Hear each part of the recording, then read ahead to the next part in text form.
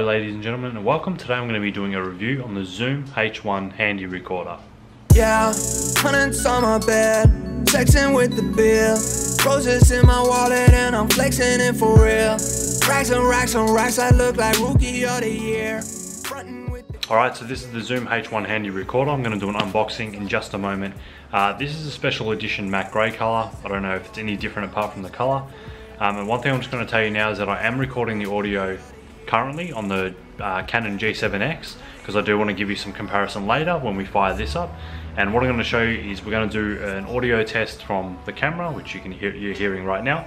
We're going to do an audio test from the Zoom H1 the built-in microphones. Then we're going to do an audio test using the Zoom H1 recording into it with a lapel or lavalier microphone, and we're going to see what sounds better. So let's get started with an unboxing.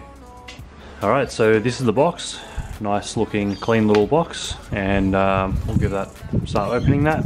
Now your package may look a little bit different because I've already opened this and had a little bit of a play around with it, so just keep that in mind. So when you open it up, looks like you get a little bag with some books, and what I love about this is you actually get the micro SD card. You get a 2 gig card with it, and you also get a AA battery, which is really rare when you buy things these days, so that's awesome. So yeah, like I said, you get a little quick start guide, heaps of other little books and things like that, and as I said before, we get our 2 gig SD card. We also get an adapter to make that a normal SD size, so we can put that into a computer or whatever. And the only other thing in the box, apart from the battery, which as I said is already in the unit, is the actual recorder itself. So that's it there. So on the top here we have our XY stereo microphones. Just underneath them we have a recording signal or peak. So when that lights up it means we're recording. If it flashes it means that the audio is getting distorted, it's peaking. We've got a nice little screen here that shows us our levels and other information. Record button.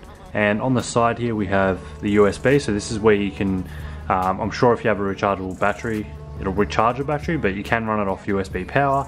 You can also transfer your files via that USB. You don't get the cable with it, as far as I know. Well, I didn't get it.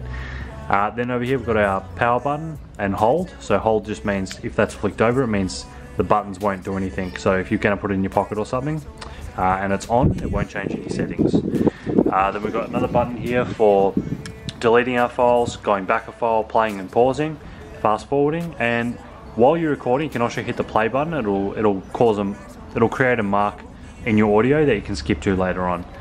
Input level, that's pretty much just the volume of the recording. And then we have line in, which means you can plug any microphone into it, such as the lapel mic or any other kind of microphone that uses a 3.5mm jack. On the bottom you have a speaker, so you can actually listen to your recordings back from the unit. On the back we have our battery tray. That's the battery you get already in it. We've got a low cut filter switch, which I just usually leave off. Auto level, I also leave that off because I found it was giving me distorted audio for some reason. Recording format, you can choose from WAV or MP3. I usually use WAV, it is a bit better quality, but it is larger files. And on the other side here, you have line out, so that's to listen with some headphones or earphones. That's the volume of the playback. And you have the slot here for our micro SD card.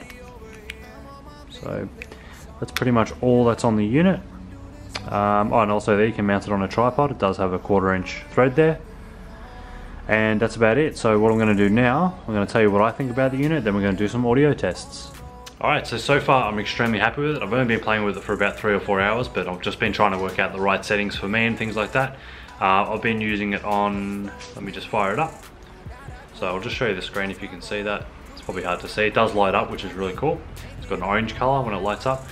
So on the screen it tells you the kilohertz, so what kilohertz the recording's at, and the bit rate. So I'm recording at 96 kilohertz and 24 bit. It's not recording at the moment, sorry, but that's what I usually use. You'll just have to play around with them and find the best settings to suit. And if you're syncing it up with your video, make sure you test it before you go and do a job or something important, because sometimes they won't sync and you'll have to find the right settings for it to sync. It tells you your remaining time at the bottom there, and it also tells you your battery life. So from what I've read, the battery life's quite a long time from the AA battery, which is good. So yeah, overall I'm really happy with it so far. I've done some tests earlier. I'm extremely happy with the audio quality compared to the onboard camera audio. Now what I'm going to do now is, a lot of my reviews I've been doing inside, and it's quite echoey because I'm pretty far away from the camera. It is a large room. So what I'm going to do is I'm going to go back inside,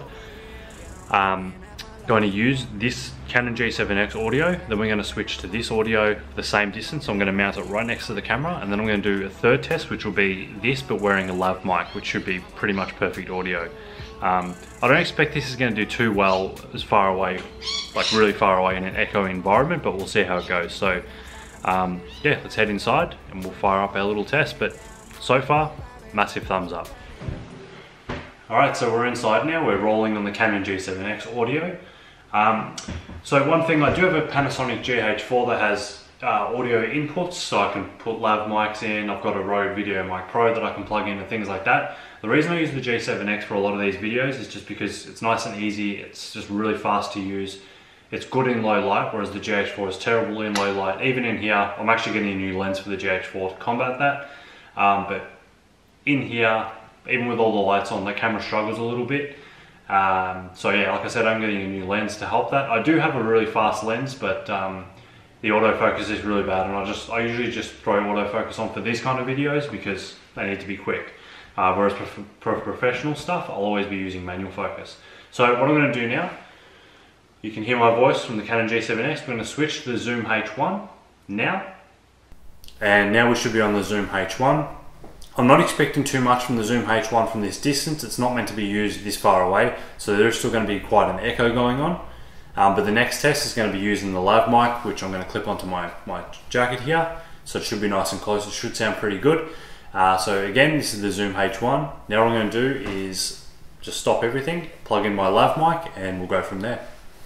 Okay, so right now the audio you're hearing is from the Zoom H1, but I'm plugged in via a lapel mic or a lavalier mic, which is just clipped onto my jacket here. Plugged directly into it. So this should sound pretty damn good compared to the audio before. Like I said, I wasn't expecting much from a far distance, especially in a room like this. There's a lot of echo, so wouldn't even be surprised if the lav mic's picking up that echo as well. It is a really big and loud room, so unfortunately that's just the way it is.